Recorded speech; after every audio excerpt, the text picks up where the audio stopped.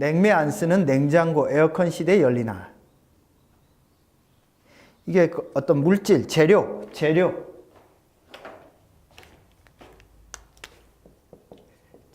힘.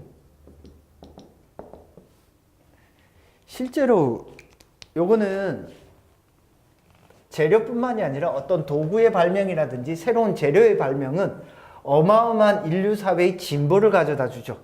예를 들어서 반도체 소자로 쓰이는 실리콘의 발명.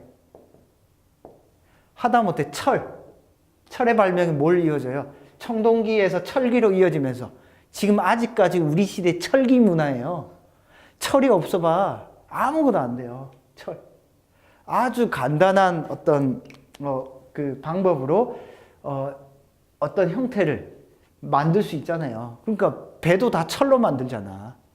아직까지 철기 시대예요. 철.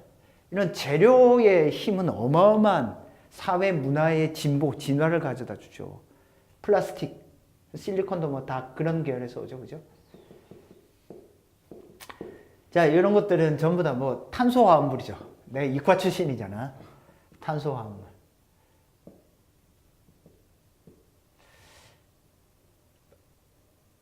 이 사회를 공부하건 뭐 과학을 공부하건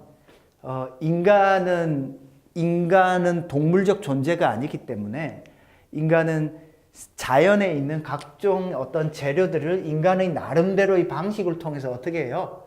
만들고 활용해서 이걸 통해서 뭘 하죠? 도구를 만들죠. 도구. 그래서 인간을 도구적 존재, 호모 파버라고 하잖아. 호모 파버, 파베르. 독일 말이라 뭐 하여튼 호모 파버라고 하잖아요. 어떤 도구를 쓰느냐가 인간을 많이 변화시키는 건 사실인 것 같아요.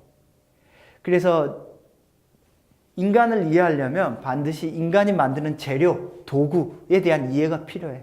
그게 인간의 어떤 삶과 문화를 변화시키니까.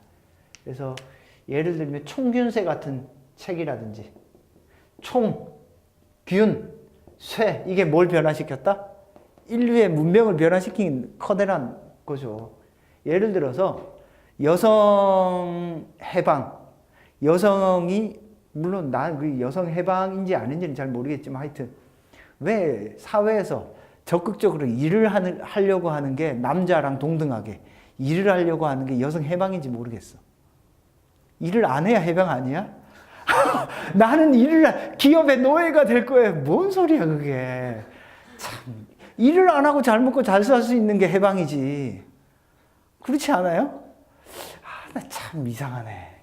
여튼 여성이 사회 진출을 하는 데 있어서 큰 기여를 한 도구 뭐 있을 것 같아요? 여성이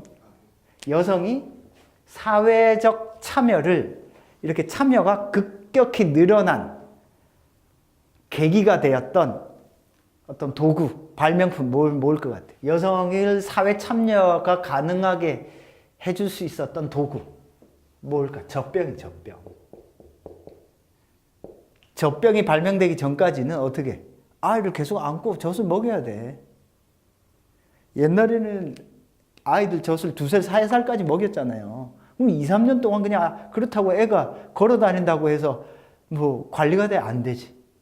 젖병이 발명되면서 아이를 엄마랑 떨어뜨려 놓고 누군가 다른 사람이 키울 수 있는 가능성이 생긴 거예요. 실제로 젖병의 발명과 세탁기의 발명, 청소기의 발명, 실제로 보면 자료를 보면 어떻게 나오냐? 미국에서 1920년대 후반에 전기가 보급되고 나서 요런 요소들이 발명되면서 여성의 취업률이 급격히 올라가요. 1920년대 후반에 급격히 올라간다고. 그러니까 한 사회의 어떤 인간의 권리나 정치적인 문제는 절대 정치적인 것만으로 결정되지 않아요. 과학기술의 발전과 긴밀하게 연결되어 있습니다. 그러니까 스마트폰의 발명이 우리의 삶을 많이 바꾼 것처럼, 그러니까 다양한 어떤 발견이라고 하는 것이 인간의 삶을 많이 바뀌어요. 그런데 예민하잖아. 그러면은 사회를 보는 눈이 좀 생기죠. 그러니까 인간의 생활이라는 게 한 번에 바뀌진 않지만 이런 어떤 재료의 힘들이 누적되면서 어떤 특이점들을 만들어내고 그 특이점에서 갑자기 샥 바뀌죠. 그러니까 인터넷이라든지 전자제품이라든지 기술이라든지 이런 것들이 쭉 모여서 한꺼번에 쭉 결합되면 뭐 스마트폰이 딱 나오는 거예요. 어느 날. 그 순간 어때? 계단식으로 이렇게 밟잖아요. 그런 특이점들이 있죠. 그죠? 그래서 이 재료의 힘은 인간의 삶을, 기술의 힘은 인간의 삶을 급격히 바꾸고 이런 데 관심을 많이 가져야 됩니다.